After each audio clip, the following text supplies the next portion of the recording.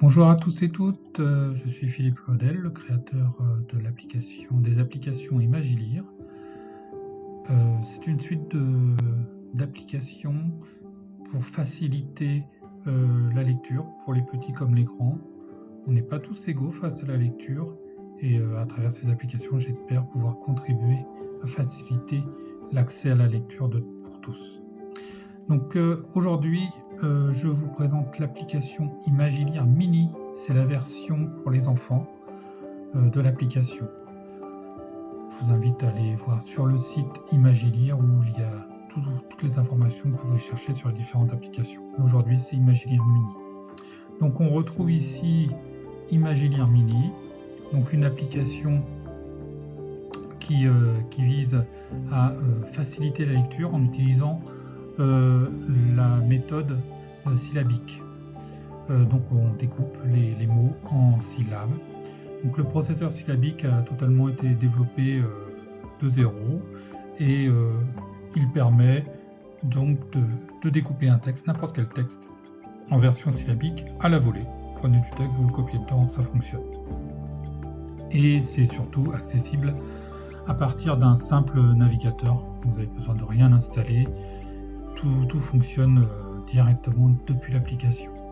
Donc Imagilire Mini, encore une fois, c'est une application qui est gratuite, qui est sans inscription et qui fonctionne sur tous les navigateurs. Encore une fois, il n'y a rien à installer. C'est pas une application que vous chargez depuis le Google Play ou sinon par le store Apple, l'Apple Store. Tout ça, vous n'avez pas besoin. C'est directement depuis le navigateur Internet, quel que soit Safari, Chrome, Edge ou autre navigateur. Je vous laisserai découvrir sur le site les points forts. Vous pouvez l'utiliser, c'était surtout pensé pour les enfants de 5 à 6 ans qui sont dans l'apprentissage, mais il y a aussi des enfants qui sont dyslexiques. Donc j'ai intégré la police Open dyslexique qui vient s'ajouter à la méthode syllabique. Et puis l'application est toute jeune, toute récente. Si vous avez des spécificités, des choses à me remonter, des besoins spécifiques avec des polices de caractère encore plus grandes, tout ça, je peux travailler dessus pour améliorer l'application en ce sens. Donc on va aller découvrir l'application à partir du site. On clique là et là, c'est automatique. On arrive directement dans l'application Imagilire, donc avec une petite présentation rapide. Ça s'affiche une seule fois. Je vous inviterai à la suivre. C'est juste pour présenter les différentes fonctionnalités. Aujourd'hui, c'est là où je vais vous aider. L'application Imagilire Mini est, comme les autres applications en ce moment, dans une version bêta ouverte, c'est-à-dire que là, elle est stable, assez stable pour être diffusée au plus grand nombre. Mais cependant, il peut encore y avoir des bugs, des choses qui ne vont pas, des améliorations à apporter, des refontes un peu soit techniques, soit ergonomiques. Tout ça, n'hésitez pas à me les refaire, à me faire des retours. Je vous montrerai plus tard comment ça fonctionne. Donc, je vais vous montrer l'exemple d'une histoire. Simplement, on clique sur une histoire et automatiquement, ça s'affiche en grand. Et l'enfant a juste à circuler dans l'histoire. Si la police est trop petite, dans ce cas-là, il suffit de cliquer ici et la police s'adapte jusqu'aux besoins de l'enfant. On revient à une toute petite. Ça dépend de la taille des écrans. Ça joue aussi. Ce genre de taille-là, sur une tablette ou un smartphone, forcément, va prendre beaucoup plus de place que là sur un écran d'ordinateur. L'enfant peut revenir au début de l'histoire et peut ressortir de l'histoire simplement en appuyant ici. Il y a aussi la possibilité de mettre une petite musique d'ambiance, comme chacun le souhaite. Revenons ici. Et on peut refermer directement ici. Quand on revient donc sur l'accueil de l'application, il y a une petite icône qui vient s'afficher pour indiquer que l'histoire est en cours de lecture. Voilà, ça permet d'indiquer. C'était mon fils qui m'avait demandé cette fonctionnalité-là. Il voulait une sorte de marque-page. Donc quand on reprend l'histoire, eh bien effectivement, on reprend là où on était, tout simplement.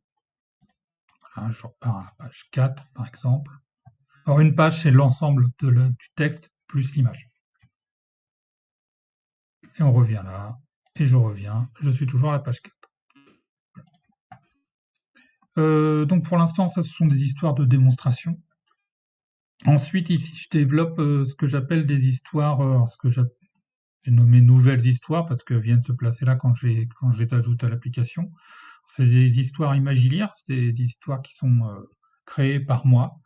Alors soit c'est des histoires totalement, je suis écrivain, donc j'ai écrit des histoires, voilà, c'est l'étoile de Lucien. Donc là, c'est une petite histoire que j'ai écrite. Et à chaque fois, on retrouve la petite mascotte, le panda roux, qui se positionne sur les histoires Imagilia.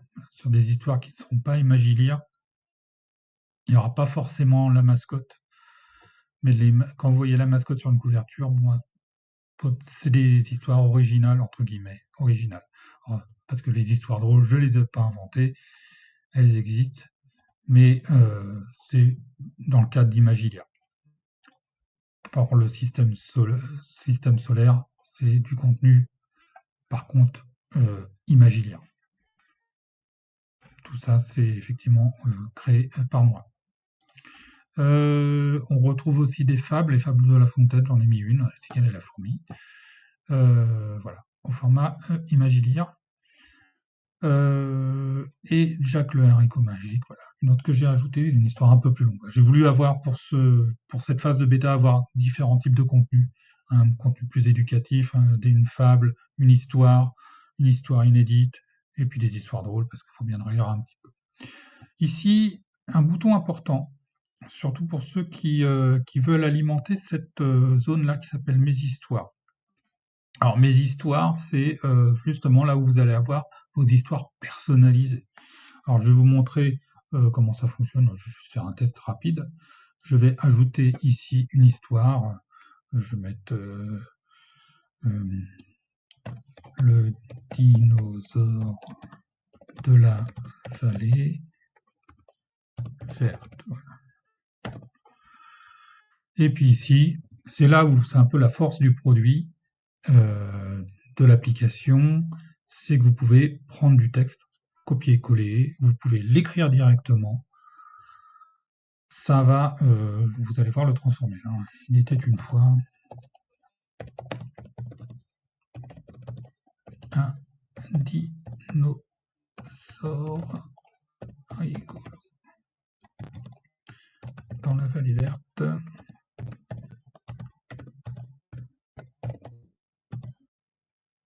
C'était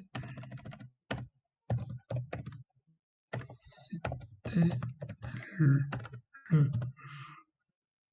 grand jour. Enfin, la fête allait débuter. J'essaie de ne pas faire de faute.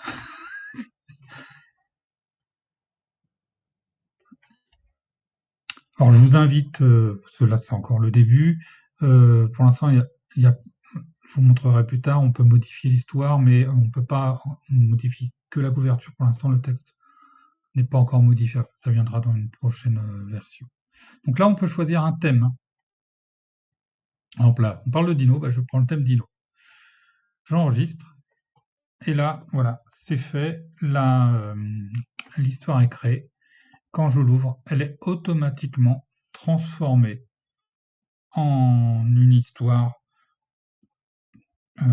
avec les polices de caractère qu'il faut. Et une image d'illustration. Donc, c'est des images par défaut qui vont tourner au fur et à mesure des pages.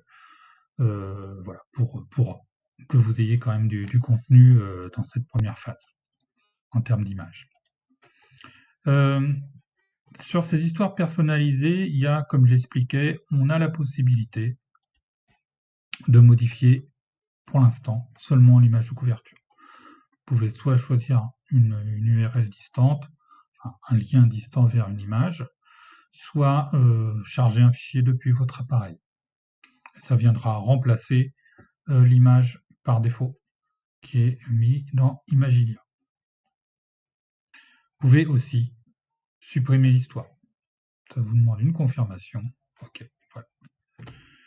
Donc dans cette phase de bêta ouverte, il n'y a pas encore de fonctionnalité de sauvegarde des histoires, puisque les formats d'histoire peuvent changer un peu et la construction derrière peut changer. Donc pour l'instant, je n'ai pas voulu intégrer cette fonctionnalité tout de suite. Je préfère m'assurer que les structures techniques des histoires, les histoires personnalisées surtout, soient bien arrêtées pour commencer à mettre en place une gestion de sauvegarde et de réimport de vos histoires. Ça évite de passer par des étapes de modification pour pouvoir importer d'anciennes histoires dans d'anciens formats. Donc là, pour l'instant, je vous invite, vu que c'est que du copier-coller pour l'instant, vous avez un texte, vous l'écrivez par exemple dans un petit traitement de texte, n'importe lequel. Ça peut être un notepad, hein, ça peut aussi aller vers du Word si vous avez envie. Vous prenez le texte, vous le copiez, et voilà. Comme ça, vous le sauvegardez à l'extérieur, et vous pouvez, s'il y a besoin, juste recréer l'histoire vite fait.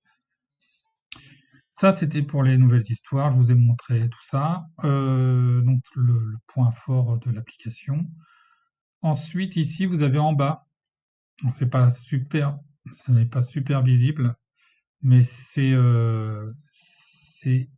fait pour que les enfants, pour l'instant, aillent pas trop dessus. C'est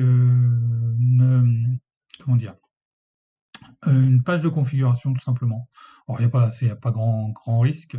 C'est juste que ça permet de comment dire, ça permet de voir les tailles et mettre par défaut la taille de la police où sera affichée les histoires. Il y a aussi l'annulation de la méthode syllabique, parce que mon fils à un moment me disait bah écoute, moi ça me va bien cette histoire, je peux la lire sans LED. Donc voilà, ça désactive la couleur. On peut la réactiver juste comme ça. Et aussi, très important pour ceux qui en ont besoin, il y a la police Open Dyslexic qui est disponible et qui permet de transformer le texte et tous les éléments du site, tous les éléments texte du site en version Open Dyslexic. Voilà, juste à désactiver comme ça. Et ici, important, vous avez 2 pages, un souhait, un bug. Vous souhaitez une fonctionnalité, vous souhaitez remonter un problème, vous cliquez ici, ça vous amène vers une page avec un formulaire à remplir. Et puis aussi vous allez voir mettre des éléments, faire des demandes, etc. Ça me permet d'avoir un suivi fin de chaque applicatif, puisqu'il y en a un par applicatif, un portail. Et ici, la base de connaissances pour voir tout ça. Donc on peut cliquer dessus, par exemple. Voilà. Donc on arrive sur la base de connaissances avec un guide de démarrage, et puis comment on crée une histoire personnalisée, et ça vous réexplique ce que je vous ai expliqué. Voilà. Et sur le même élément, on voit ici le journal des modifications, et puis ici la zone de retour avec les commentaires que vous pouvez me faire par rapport à l'application.